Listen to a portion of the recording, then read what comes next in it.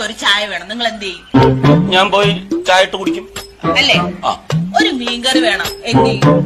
കടയിൽ പോയി മീൻ മേടിച്ചു കൊടുന്ന് നേരാക്കി ഞാൻ കറി വെക്കും. ആര് കറി വെക്കും? ഞാൻ കറി വെക്കും. ആ, നിങ്ങൾക്ക് പുറത്തേക്ക് പോണം.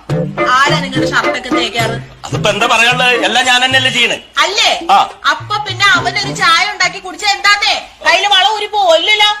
അമ്മേ, അച്ഛനെ പോലെ ഒരു ഭർത്താവിനായിരുന്നു ശരിക്കും ഞാൻ ആഗ്രഹിച്ചത്. അത് ശരിയാ, എനിക്കൊരു തെറ്റ് പറ്റിയതാണ്. എന്നെ പോലെ പണിയും കൂലിയൊന്നും ഇല്ലാതെ ഒരു പെൺകോന്തനെ കെട്ടിച്ചേർന്നാ മതിയായിരുന്നു.